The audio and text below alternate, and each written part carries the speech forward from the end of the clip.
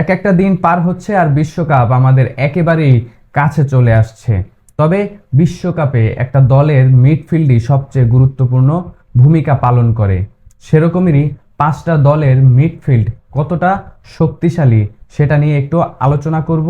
আপনার প্রিয় মিডফিল্ড কোনটা? কমেন্ট বক্সে জানাতে ভুলবেন না।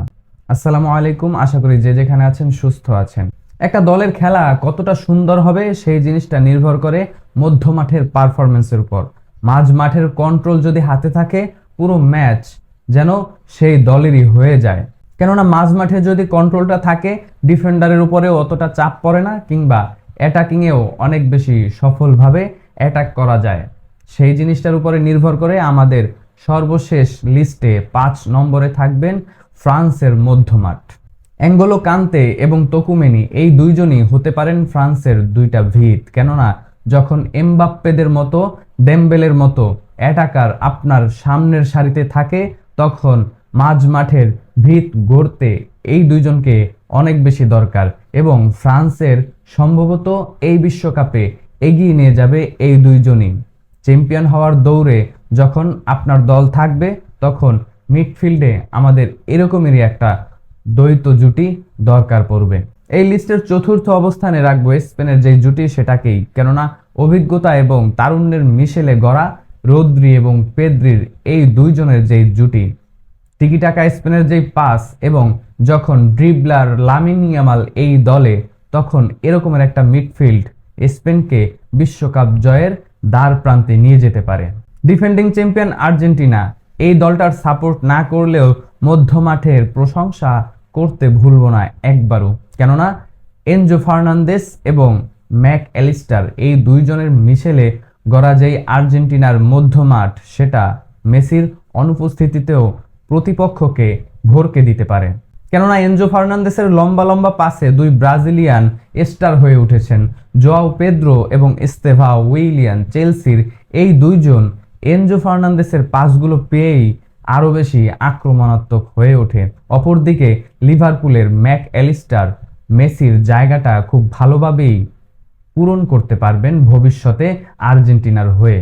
তবে এই জুটিটার চেয়েও আমি আরেকটু এগিয়ে রাখতে চাই ইংল্যান্ডের জুড বেলিংহাম এবং টেকলান রাইস এই জুটিটাকে। কেননা বেলিংহাম যেখানে রয়েছেন, এই মুহূর্তে বেলিংহামের চেয়ে আসলে টেকনিক্যাল পাসিংয়ের দিক থেকে আর কেউ এগিয়ে আছে বলে আমার অন্তত মনে হয় না। এই বেলিংহামের টিকিটাকা পাসেই আরও বেশি আক্রমণাত্মক হয়ে ওঠে ভিনিসিয়াস জুনিয়র এবং এমবাপ্পেরা। রিয়াল মাদ্রিদের পুরো খেলার ছন্দই যেন ফিরে পায় বেলিংহাম যখন বল নিয়ে ছুটে যান। তখন রিয়াল মাদ্রিদ আর বেলিংহাম ছাড়া যে রিয়াল মাদ্রিদ, এই দুই রিয়াল মাদ্রিদ অনেকেই মেলাতে পারেন না। তার মানে বর্তমান বিশ্বে যেই টেকনিক্যাল মধ্যমাঠের প্লেয়ার, সেটা এই জুড বেলিংহামই। অ্যাটাকিং লাইনআপে যখন নাম্বার 9 হিসেবে হ্যারি কেনের মতো একজন অভিজ্ঞ প্লেয়ার থাকে, তখন জুড বেলিংহামের পাসগুলো প্রতিপক্ষের গোলকিপারকে যে অনেক বেশি টেনশনে ফেলে দিবে, সেই জিনিসটা বলার আর অপেক্ষাই রাখে না। তবে আমার মনে হয় এই মুহূর্তে সবচেয়ে আলোচিত যেই মিডফিল্ড, সেটা পর্তুগালের ছাড়া আর কারোই নেই। এই মুহূর্তে পর্তুগালের দল বিগত যে কোনো দলের চেয়ে অনেক বেশি গোছানো। কেননা যেই দলে ব্রুনো ফার্নান্দেস এবং ভিতিনহার মতো প্লেয়ার রয়েছে, পিএসজি এই যে চ্যাম্পিয়ন হচ্ছে, ওই জায়গায় ভিতিনহার মধ্যমাঠের যে কারিশমা, সেটা অনেক বেশি গুরুত্বপূর্ণ ভূমিকা পালন করে আসছে। এবং ব্রুনো ফার্নান্দেস ম্যানচেস্টারকে আরও বেশি সামনের দিক থেকে নেতৃত্ব দেন। বরাবরই তার যেই লং পাসগুলো, সেগুলো প্রতিপক্ষকে অনেক বেশি বিপদে ফেলে দেয়।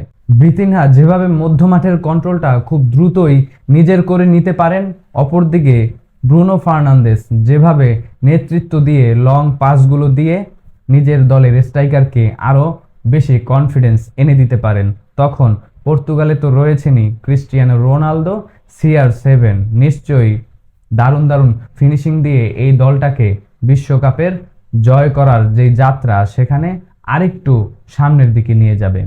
তবে আমি চাই ক্যাসেমিরো এবং ব্রুনো গিমারেশ এই দুইজনের পারফরমেন্স ব্রাজিলের হয়ে, এই দুইজনের যে জুটি, সেটা এই বিশ্বকাপে অনেক বেশি আলোচনায় আসুক। তবে তাদের কম্বিনেশনের বিবেচনায় একজন ব্রাজিল সাপোর্টার হয়েও এই জুটিটাকে আমি টপ 5 লিস্টে রাখতে পারিনি সেজন্য এক বালতি সমবেদনা আমাকে হয়তোবা জানাতেই পারেন। তবে আপনার সেরা জুটি, আপনার প্রিয় দলের জুটি কোনটা নিশ্চয়ই কমেন্ট বক্সে কমেন্ট করে যাবেন।